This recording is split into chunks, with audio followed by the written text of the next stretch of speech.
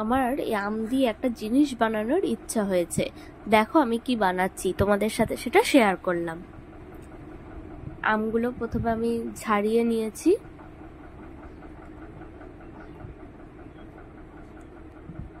সবুজ সবুজ অংশগুলো যেন না থাকে। বাকি 3টে আমও আমি ছাড়িয়ে নিয়েছি।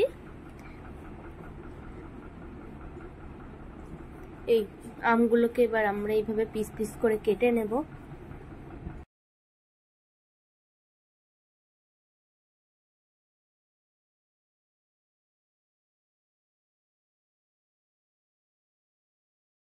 এখানে যে কালো অংশগুলো আছে সেগুলোকে বাদ দিয়ে দেব।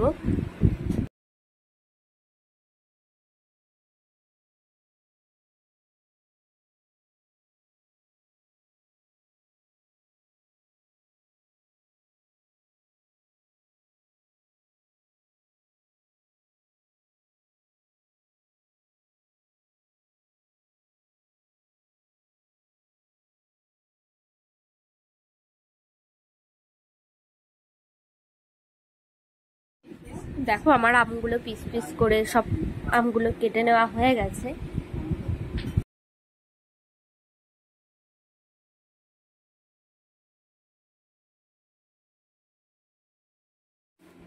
কড়াইয়ের মধ্যে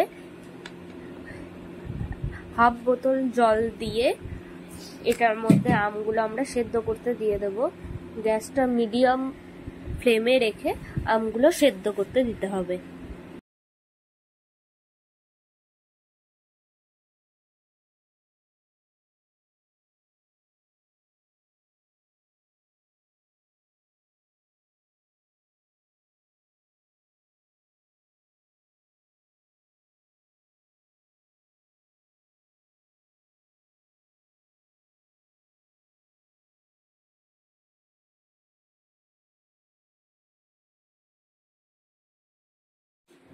গলে এরকম হয়ে যাবে একদম।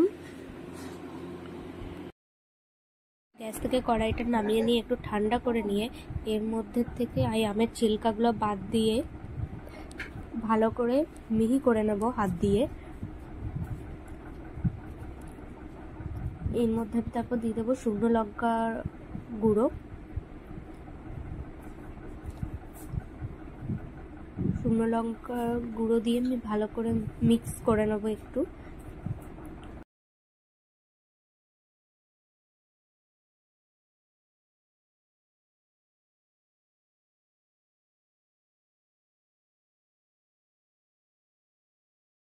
তারপর এর মধ্যে আমি একটু জলজিরা দিয়ে নেবো, একদম সামান্যই দেব।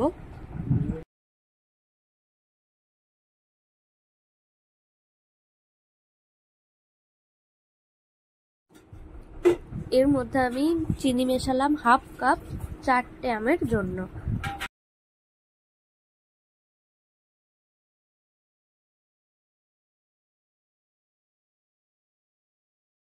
ফ্লেমটা মিডিয়াম রাখতে হবে।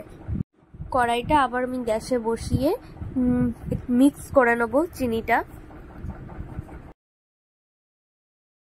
চিনিটা যখন মিক্স হয়ে যাবে কালারটাও একটুখানি চেঞ্জ হতে থাকবে, ততক্ষণ এইভাবে এটাকে নাড়তে হবে যাতে লেগে না যায়। গ্যাসের আগের থেকে এখানে কালারটা চেঞ্জ হয়ে গেছে, দেখতেই পাচ্ছ।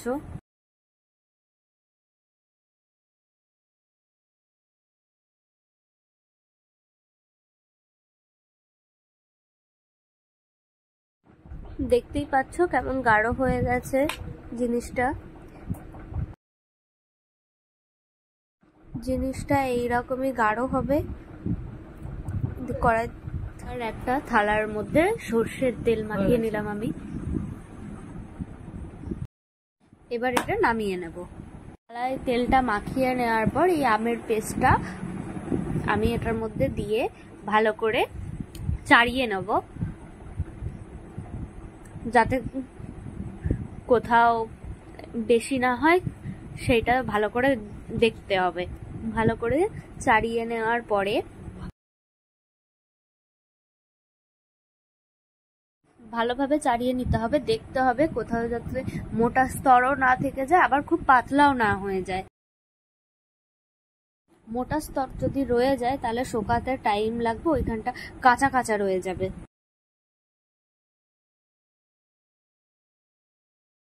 আমার এটা থালায় সেট করা হয়ে গেছে, এবার এটা রোদে দেব। যেখানে রোদের তাপ বেশি আছে সেই জায়গাটাই দিলে তাড়াতাড়ি শুকিয়ে যাবে। এটা রোদে শুকিয়ে যাওয়ার পর তুলে নিয়ে এসে এটাকে কাটছি।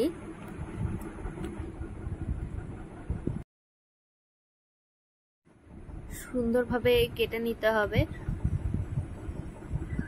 থালায় সর্ষের তেল দিয়ে ছিলাম বলে এটা খুব সহজে উঠে যাচ্ছে। যদি তেলটা ঠিকভাবে থালায় না দেওয়া হয় তাহলে এটা তুলতে অসুবিধা হবে, উঠবে না, ছিঁড়ে যাবে।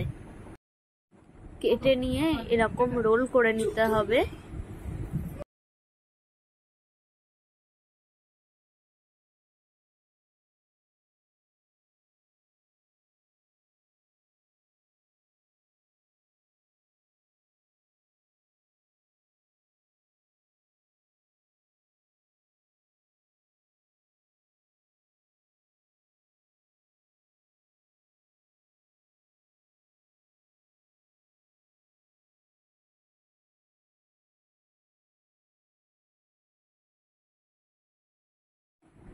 দেখো খুব সুন্দরভাবে জিনিসটা উঠে গেল।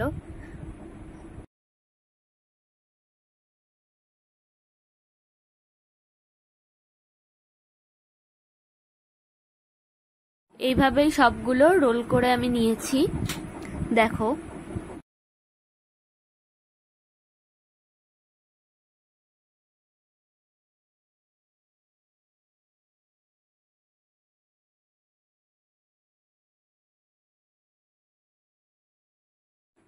দেখো আমি কি সুন্দরভাবে সবগুলো তৈরি করে নিয়েছি। এটা হলো কাঁচা আমের আমসত্ত্ব।